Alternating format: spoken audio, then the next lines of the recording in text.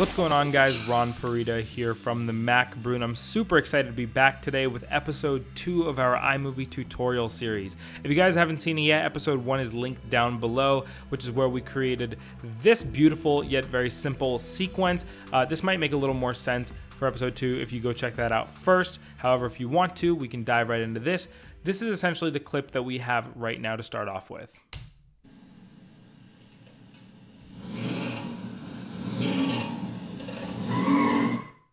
And so as you can see, the video effects and audio effect that we used were very subtle, but they really created a dramatic effect. We had this car driving off, and in production, like I mentioned in the last episode, we couldn't have the car drive off as quickly as we would have liked. So we added a very subtle smoke effect here under this tire, as you can see, and then we added this tire screech to create the sense that the car was taking off a lot faster than it actually was, and it worked. Now, today I'm going to be adding music and talking about how you can use music and sound effects and what the sound controls are going to be like in iMovie to help layer those sounds, layer music to help create more emotional depth and emotional context, whether it be for home videos you're creating, in this case a commercial video, documentaries, whatever it may be. The rules are all going to be the same.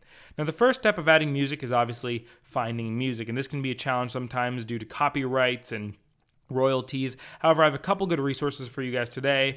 We have Audio Blocks, which is a paid service. We have Audio Jungle from Envato, which is also a paid service. You can find tons of sound effects and music here. Incompetech, which is royalty-free music. And then we have Sound Bible, which is also free sounds with details on what kind of licensing you have. And what we're going to be using today, which is Sound Crate. So last time we used video crates, or rather footage crates, and I talked about their Pro Effects package. You can get a ton of stuff for free here. If you want to sign up for $39 a year, you can actually get a much larger collection of really high quality stuff. So we're going to be downloading these first 2 music clips. I've already listened to them. I already like them. You can preview clips by doing so. I downloaded the wave clips. It's all good. I already imported them here by dragging and dropping from my Finder. Very straightforward stuff. So first step, I'm going to be dragging my music clip in, and the first thing I notice is there's a big silence here up front. I don't want that. I want the music to start right when the clip starts. So let's drag this up, see what we got.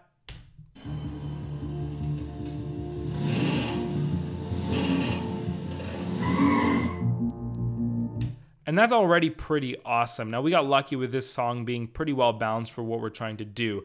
But let's go through some of the controls and some of the options you have. So here we have 3 sound clips. Now, this sound clip is sort of melded into the video clip because it's being treated as one. If you guys would like, you can right-click, and then you can go ahead and split this up. You can remove it from the audio by right-clicking down on the audio section and hitting detach audio. So now it's a separate clip. That's if you would like to do so. We have this main bar here on all audio clips to control the volume. So it says what percentage you're at. This controls the loudness of each clip, and this is the music I'm messing with right now. So we'll just leave that at, let's say, 89%. And your general rule of thumb with music is going to be you want your music to sit sort of below and behind your other audio tracks. Of course, it depends on what you're doing, but if you're doing dialogue, for example, you want your vocals to be sort of up in the mid-range. You want your music to fall behind that, and if you have any other sound effects that need to be in the forefront, you'd put those louder than the other 2. One thing to note is when you're messing around with audio levels, you do not want to see these yellow and red peaking symbols. This means that your audio is too loud. It means it's going to blow out speakers. It's going to sound muffled, distorted, and not good. So you want to be in a nice sort of mid area with the green showing only.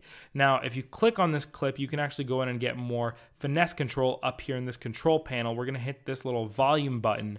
We have an auto volume setting, which iMovie just kind of decides for you how loud it thinks the clip should be. This will work if you're just trying to get something done super quickly. I recommend going in and doing things manually so you better understand what you're doing for future reference, and that's how you'll get better. We have a mute button here to mute individual layers if you need to do so. And this slider is the same thing as this bar here. It's the same control. In my opinion, the slider just gives you better finesse control. So use that as you need to. And then this is the most interesting control to me. I love what iMovie has done here. Lower volume of other clips. So in this clip, for example, or rather in this edit, for example, if there's one audio clip we want to be predominantly louder than the other one, so let's say it's this one of the engine of the car pulling up and revving its engine. Let's say we want this to be the big focus. We would click on this clip and check off this box. And automatically, you can see what happens to the music. You can see what happens to the tire screech.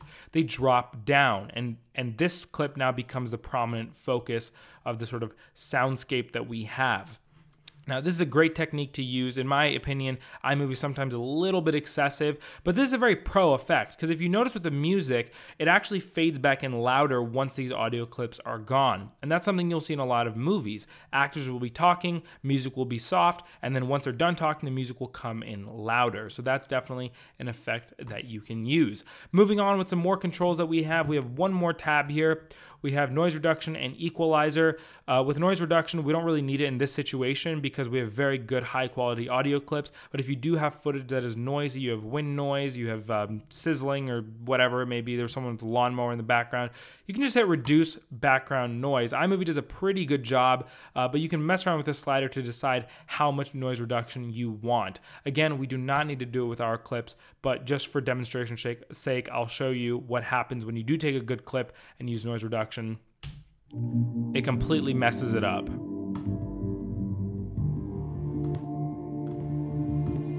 So as you can see, it's completely ruining our music. We don't want to do that. We do not want to click that.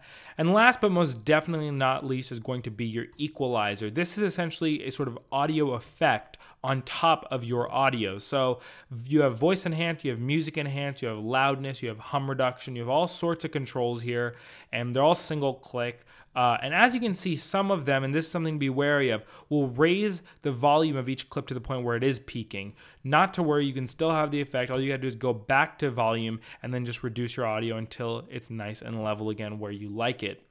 So this is a good option. Again, I recommend playing around with all of these. I would say to get a nice pair of audio monitoring headphones that have a flat noise profile, or rather sound profile, so you have a good idea of what you're hearing, that it's accurate, and then just mess around with it and see what you come up with, see what you get, and see what you think of it.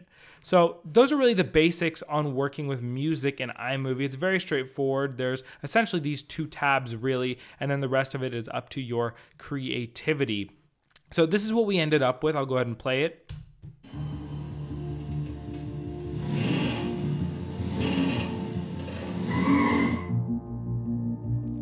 I do like using that sort of fade effect that iMovie creates with the lower volume of other clips. So I am going to click on this one up here and then do so the music kind of sits back a little further, and this is what it sounds like.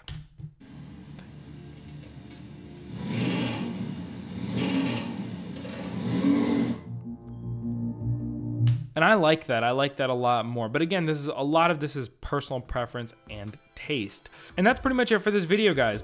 Thank you so much for watching. I appreciate it. I appreciate your time, and I hope this is helpful to you guys in your exploration of making better and more awesome videos. Please let me know in the comments down below what you want to see in episode 3 from us. I will be sure to try my best and include it in the episodes as we move forward and move along. Give us a thumbs up if you want to support what we're doing. We do appreciate it. Hit subscribe for more regular content like episodes 3, 4, 5, 6, 7, and 8.